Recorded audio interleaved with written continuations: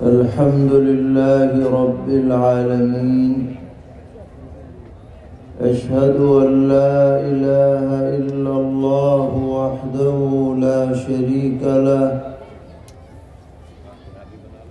وأشهد أن سيدنا ومولانا محمدًا عبده ورسوله، صلى الله تبارك وتعالى عليه وعلى آله وأصحابه وذرياته أجمعين. أما بعد، فأعوذ بالله من الشيطان الرجيم. بسم الله الرحمن الرحيم. إنما المؤمنون الذين إذا ذكر الله وجلت قلوبهم وإذا تليت عليهم آياته زادتهم إيمانا وعلى ربهم يتوكلون. الذين يقيمون الصلاة ومما رزقناهم ينفقون. أولئك هم المؤمنون حقا، لهم درجات عند ربهم ومغفرة ورزق كريم. صدق الله مولانا العلی العظیم. معزز علماء کرام، طلبہ عزیز، قریب اور دور سے تشریف لانے والے فرزندان توحید، اور جہاں تک یہ آواز پہنچ رہی ہے یا پہنچے گی، ہماری مائیں اور بہنیں، الحمدللہ آپ کا یہ ادارہ مدرسہ فیض العلوم واقعتاً اپنے نام کے اعتبار سے علوم دینیہ کے فیض کو جاری کرنے کا سبب اور ذریعہ ہے، اور عرصہ دراز سے خوش اسلوبی کے ساتھ دینی اور علمی اور اصلاحی خدمات اس ادارے کے ذریعے انجام پا رہی ہیں۔ آپ حضرات کا اتنی بڑی تعداد میں مدرسے کے اس جلسے میں تشریف لانا اس بات کی دلیل ہے کہ آپ کو اس ادارے سے قلبی تعلق ہے، اور یہ تعلق کسی دنیاوی بنیاد پر نہیں ہے بلکہ دین کی بنیاد پر ہے، اور اس طرح کا تعلق جب تک ہمارے معاشرے میں دین سے، اہل دین سے، دینی اداروں سے باقی اور قائم رہے گا، انشاءاللہ ہماری نسلوں میں دین زندہ اور تابندہ رہے گا۔ اللہ تبارک و تعالی ہمارے اکابر کی قبروں کو نور سے منور فرمائیں، جنہوں نے ان اداروں کو قائم فرمایا، جو آزادی کے ساتھ اور عام لوگوں کے تعاون سے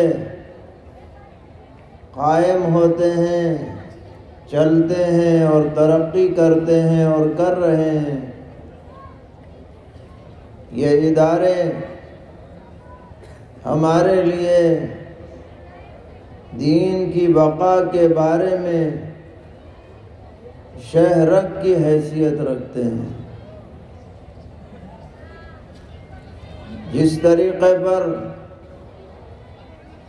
آدمی کا بدن اسی وقت تک زندہ اور قائم رہتا ہے جب تک کہ اس کے بدن میں خون دوڑتا رہتا ہے، اسی طرح معاشرے میں، نسلوں میں دین جبھی زندہ رہے گا جبکہ علم دین کا خون معاشرے میں دوڑتا رہے، گردش کرتا رہے، باقی رہے۔ اور اس کام کے لیے یہ مدارس دینیہ، یہ مکاتب اسلامیہ عظیم خدمات انجام دیتے ہیں۔ ان سب کا مرکز دارالعلوم دیوبند ہے، جو ایک چھوٹی سی مسجد سے شروع ہوا اور چند طلبہ اور ایک استاد سے شروع ہوا، مگر قائم کرنے والوں کے دل میں کیسا اخلاص تھا، کیسا خلوص تھا، کیسی اچھی نیت تھی کہ اللہ تعالیٰ نے اس ایک چراغ سے ہزاروں چراغ جلا دیے، اندھیریاں مٹا دی، جہالتیں دور فرما دی۔ حضرت مولانا محمد قاسم نانوتوی رحمۃ اللہ علیہ زیادہ عمر نہیں پائی، 50 سال بھی پورے نہیں ہوئے، مگر اللہ نے اس کم عمری میں ایسا کام لے لیا کہ قیامت تک ان کی قبر روشن رہے گی۔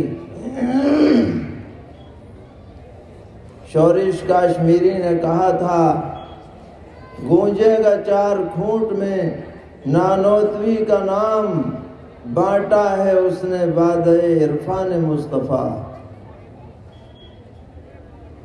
اللہ تعالیٰ ان چراغوں کو روشن رکھیں، ان کے ذریعے سے دین زندہ رہے، نسلیں دین پر باقی رہیں، ایمان کی روشنی ہر طرف نظر آتی رہے،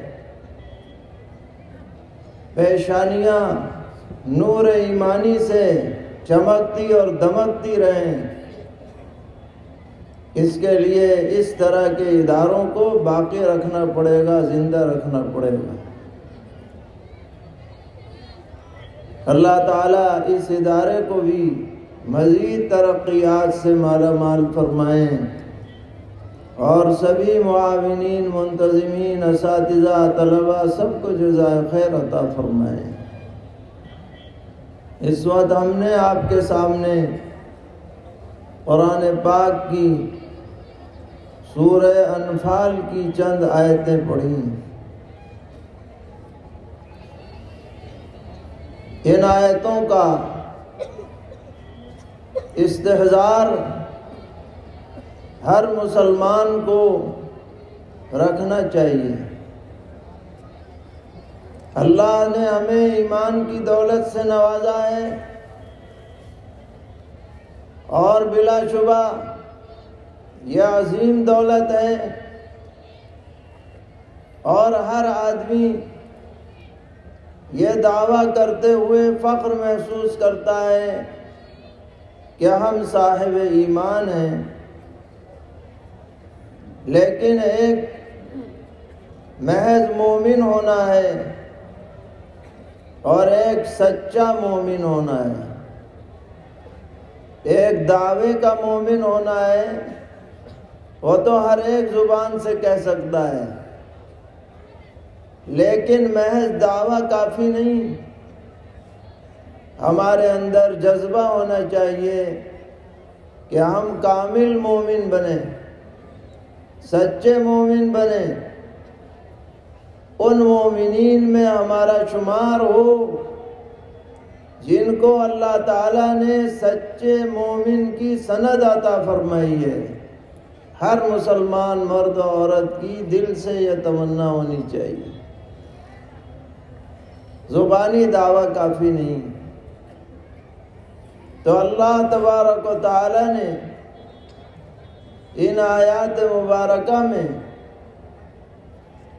5 باتیں بیان فرمائیں کہ اگر کسی انسان میں، صاحب ایمان میں یہ 5 باتیں پائی جائیں گی تو اللہ تعالیٰ اس کو سچے مومن کی سند عطا فرمائیں گے، اور سچے اہل ایمان کے لیے جو بشارتیں ہیں، جو وعدے ہیں، جن رحمتوں کا اعلان ہے، ان سے انہیں نوازا جائے گا۔ ہم میں سے ہر آدمی یہ عزم کر لے، ارادہ کر لے کہ یہ 5 باتیں اپنے اندر پیدا کرنے کی کوشش کریں گے۔ اگر ہیں پہلے سے تو اور پختہ کریں گے، اور اگر کوئی کمی کوتاہی ہے تو اس کو ٹھیک کرنے کی کوشش کریں گے۔ تو اللہ تبارک و تعالی فرما رہے ہیں انما المؤمنون الذين اذا ذكر الله وجلت قلوبهم، کہ ایمان والے لوگ وہ ہیں جن کے سامنے جب اللہ تعالیٰ کا ذکر آتا ہے تو ان کے دل کانپ اٹھتے ہیں عظمت سے، خوف سے، ڈر سے کہ کہیں ہمارا رب ہم سے ناراض نہ ہو جائے، کوئی عمل ایسا نہ ہو جائے جس کی وجہ سے اللہ کا غضب ہم پر نازل ہو۔ اس لیے اللہ کا نام آتے ہی دل کانپ جاتے ہیں، اللہ کا خوف ان کے دل میں جاگزیں رہتا ہے، گناہ کا ارادہ دل میں پیدا ہوتا ہے، مگر خیال آتا ہے کہ میرا رب مجھے دیکھ رہا ہے اور وہ پکڑنے پر قادر ہے، اور اس کی طاقت اور قوت ایسی ہے کہ اس کا مجرم اس سے بچ کے کہیں جا نہیں سکتا، اس کے ارادے کو کوئی بدل نہیں سکتا۔ تو گناہ کی طرف بڑھتے ہوئے قدم پیچھے ہٹ جاتے ہیں اللہ کے ڈر سے۔ جس مومن کے دل میں ایسا ڈر ہوگا وہی سچا مومن ہو سکتا ہے، اور جو ایسے زندگی گزارے کہ جو جی میں آیا وہ کیا، اور جب اللہ کا خیال آیا تو کہہ دیا کہ جی دیکھ لیں گے، جب ہوگا دیکھا جائے گا، نعوذ باللہ من ذالک، تو یہ پکا مومن نہیں ہے، اس کے ایمان میں کمی ہے، نقص ہے، یہ کوتاہی کرنے والا ہے، یہ منمانی زندگی گزار رہا ہے، خدا چاہی زندگی نہیں گزار رہا، اس کے دل میں اللہ کا ڈر نہیں ہے، یہ کامل مومن نہیں ہو سکتا ہے۔ کامل مومن وہ ہے جو اللہ کا تصور آئے تو اس کا دل کانپ جائے، اذا ذکر اللہ وجلت قلوبهم۔ سرور عالم صلی اللہ تعالی علیہ وسلم نے فرمایا کہ میدان حشر میں 7 آدمیوں کو اللہ تعالیٰ عرش کے سائے میں جگہ عطا فرمائیں گے، جس دن اللہ کے سائے کے علاوہ کوئی سایہ نہ ہوگا۔ ان 7 لوگوں میں ایک آدمی وہ بھی ہے کہ رجل دعته امرأة ذات منصب وجمال فقال انی اخاف اللہ، کہ وہ آدمی کہ جس کو کوئی خوبصورت اور باوقار عورت برائی کی طرف بلائے تو وہ کہہ دے کہ مجھے اللہ سے ڈر لگتا ہے۔ گناہ کے اندر تمام اسباب جمع ہونے کے باوجود اس کے دل میں اللہ کا خیال آیا، اس نے ہاتھ اٹھا دیے کہ اللہ کے دربار میں کیا منہ دکھاؤں گا، گناہ سے بچ جاتا ہے۔ دنیا میں گناہ سے بچے گا، دنیا میں اللہ کا ڈر دل میں پیدا کرے گا، اللہ تعالیٰ میدان حشر میں VIP لاؤنج میں جگہ عطا فرمائیں گے کہ یہاں آؤ، تم نے ہماری خاطر اپنی خواہشات کو قربان کیا ہے، آج تمہارا یہ مقام ہے، یہ عزت والا مقام ہے، تعظیم والا مقام ہے۔ آج ہم میں سے ہر آدمی کو اپنے دل پر ہاتھ رکھ کر سوچنا چاہیے کہ ہم زبانی تو جمع خرچ بہت کرتے ہیں، مومن ہیں، مسلمان ہیں، اللہ سے ڈرنے والے ہیں، لیکن ہماری 24 گھنٹے کی زندگی اللہ کی نافرمانیوں میں گزرتی ہے اور ہمیں کچھ بھی احساس نہیں ہوتا۔ یہ ایمان میں نقص کی دلیل ہے۔ تو ہم سب کو اللہ سے ڈرنا ہے، استحضار کرنا ہے، اور یہ یقین بار بار جمانا ہے کہ ہم جہاں بھی ہیں، جس حالت میں بھی ہیں، اللہ کی نظر میں ہیں، اللہ کی نظر سے پکڑ سے باہر نہیں ہیں۔ تو پہلی صفت تو یہ ہوئی اذا ذکر اللہ وجلت قلوبہم۔ دوسری صفت بیان ہوئی وَإِذَا تُلِيَتْ عَلَيْهِمْ آيَاتُهُ زَادَتْهُمْ ایمانا۔ یہ ایمان والے لوگ وہ ہیں جن کے سامنے جب اللہ کی آیتیں قرآن مقدس پڑھا جاتا ہے تو ان کے ایمان میں اضافہ ہوتا ہے، ایسا لگتا ہے جیسے ایمان ابل رہا ہو، خاص کیفیت ایمان کی پیدا ہوتی ہے قرآن پاک کو پڑھ کر، تلاوت کو پڑھ کر یا سن کر ایمان بڑھتا ہے، اور قرآنی آیات کے مضامین کو سمجھ کر تو عجیب کیفیت پیدا ہوتی ہے۔ اگر ہم قرآن کو سمجھنے والے بن جائیں تو اس سے زیادہ دنیا میں ہدایت کی تاثیر کسی چیز میں موجود نہیں ہے۔ یہ قرآن پاک حق اور باطل میں امتیاز کرنے والی کتاب ہے، اس کا نام ہی ہے الفرقان، حق و باطل میں امتیاز کرنے والی کتاب، کتاب ہدایت۔ ہمارا یہ دعویٰ ہے کہ جو شخص بھی قرآن سمجھ کر کے پڑھے گا اس کے دل کی گہرائیوں سے شرک کے جراثیم مٹ جائیں گے، نکل جائیں گے۔ جیسے کسی ریتی سے زنگ کو گھس دیا جاتا ہے، اسی طرح قرآنی آیات کے ذریعے سے تمام گندگیوں کو، غلط نظریات کو گھس کر کے ختم کر دیا جاتا ہے۔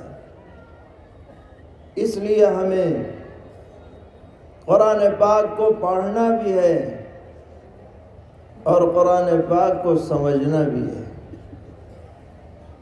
پڑھنا ہے، پڑھنے کے آداب کے ساتھ، یہ نہیں کہ بس کھول کے پڑھ لیا، الٹا پڑھا سیدھا پڑھا، صحیح پڑھا غلط پڑھا، کوئی اہتمام نہیں، قرآن پڑھا جائے گا تجوید کے ساتھ پڑھا جائے گا، معروف پڑھا جائے گا، مجہول نہیں پڑھا جائے گا۔ ہمیں یاد آیا محی السنہ حضرت مولانا شاہ ابرار الحق صاحب رحمۃ اللہ علیہ کے ساتھ ایک مختصر سے سفر ہوا۔ ہردوئی سے شاہ آباد میں ایک جلسے میں حضرت تشریف لے جا رہے تھے،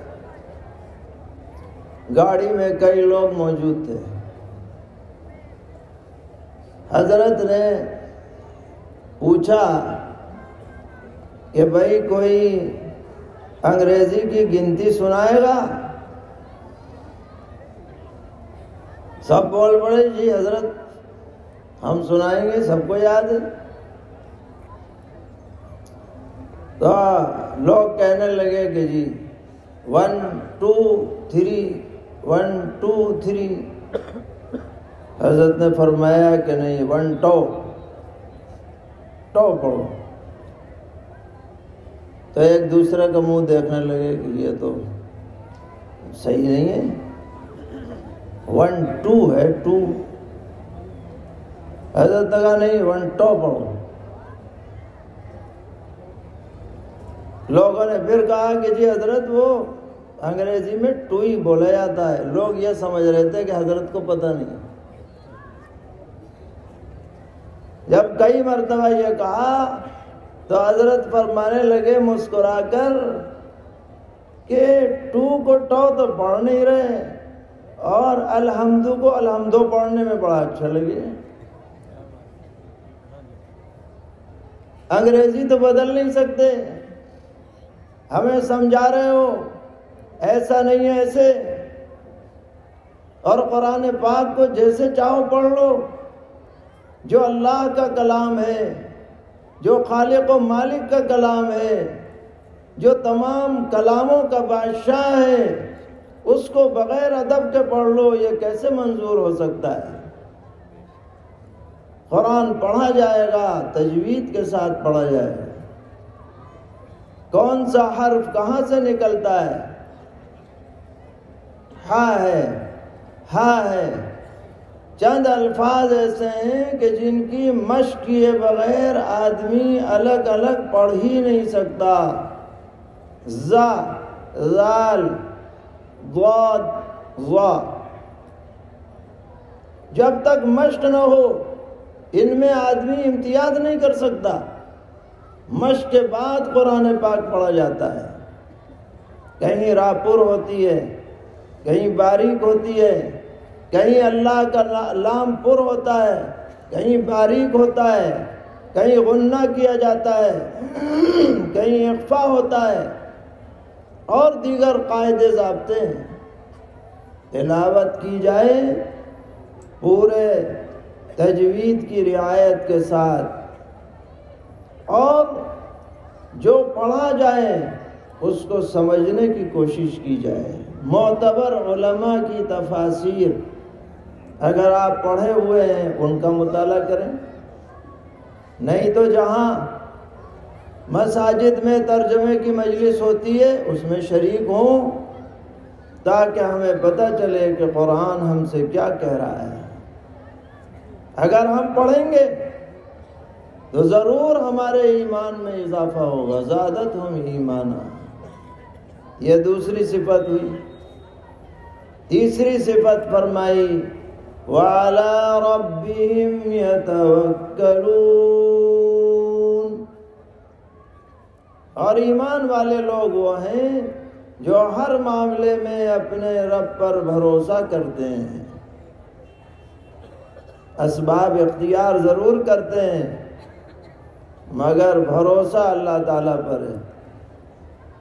بخار ہو گیا، گولی کھائیں گے بخار اتارنے کی، مگر یقین یہ رکھیں گے کہ بخار جب ہی اترے گا جب اللہ چاہے گا۔ گولی بخار نہیں اتار سکتی، شفا اللہ تعالیٰ دینے والے ہیں۔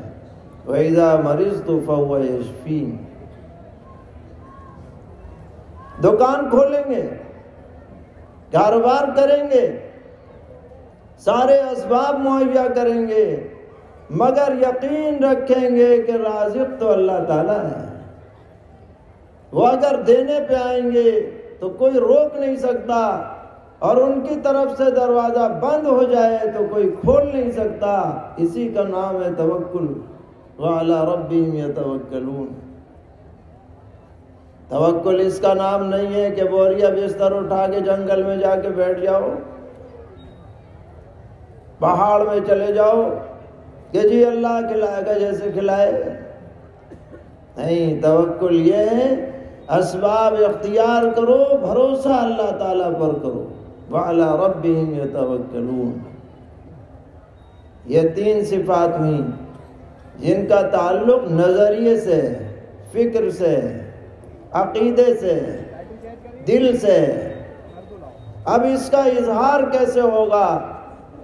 تو اگلی آیت میں چند اعمال کو بیان کیا گیا۔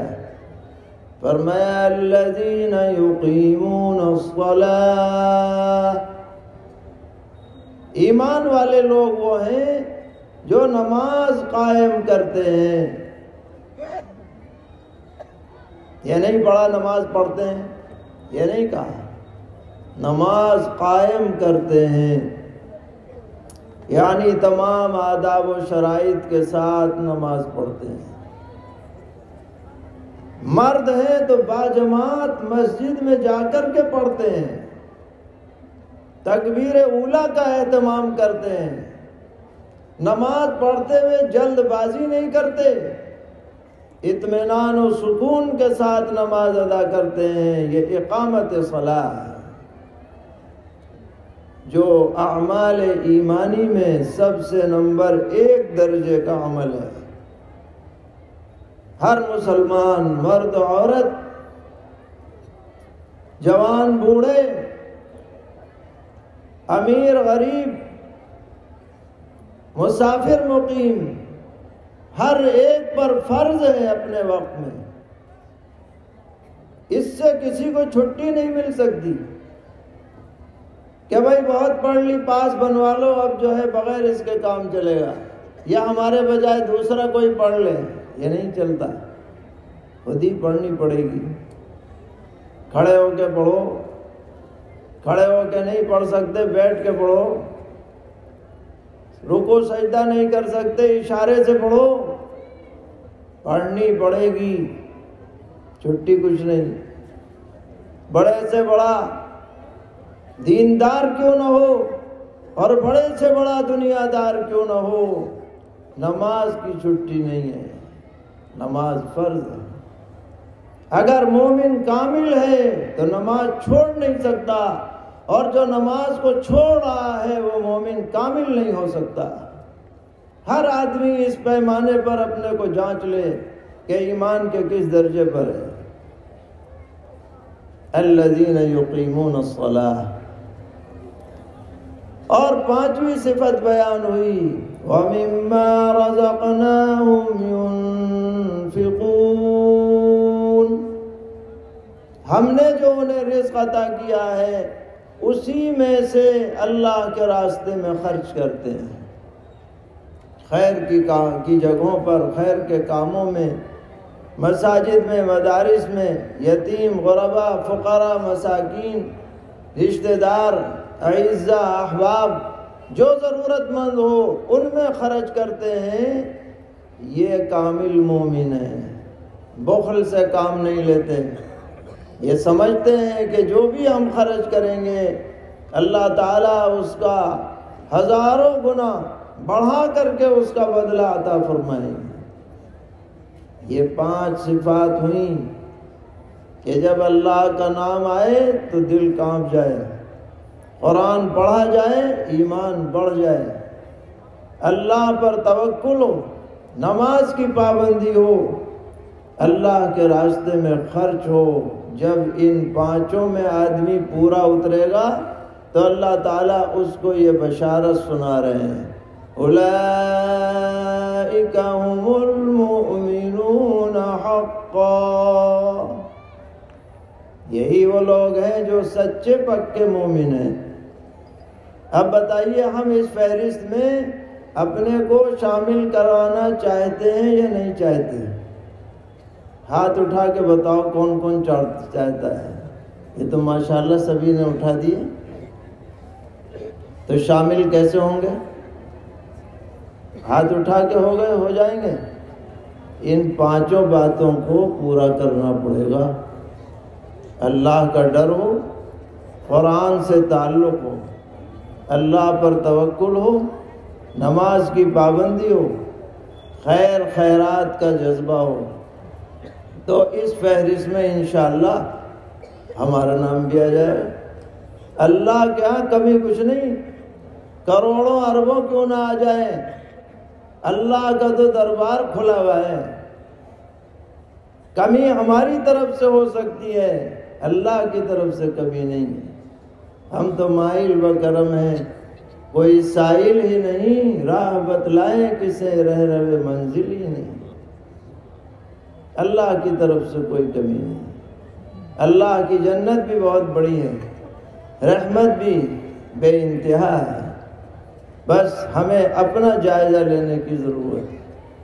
فرمایا اولئک هم المؤمنون حقا لهم درجات عند ربهم ومغفرۃ ورزق کریم، ایسے لوگوں کے لیے ان کے رب کے پاس بڑے اونچے اونچے درجات ہیں، مغفرت ہے اور عزت والی روزی ہے۔ جنت میں جو روزی ملے گی عزت والی ملے گی، فرشتے جو ہے مبارکباد دیتے رہیں گے، استقبال کریں گے، اور جو بھی احترام کی شکل ہو سکتی ہے وہ سب اپنائی جائے گی۔ ہم بھی اس میں داخل ہو سکتے ہیں اگر ہم فکر اور کوشش کریں۔ اللہ تعالی ہم سب کو توفیق عطا فرمائے، غلطیوں سے درگزر فرمائے، سچے اور پکے مومنین میں شامل فرمائے۔ وصلی اللہ تعالی علی خیر خلقہ محمد وآلہ وصحبہ اجمعین برحمتک یا ارحم الراحمین۔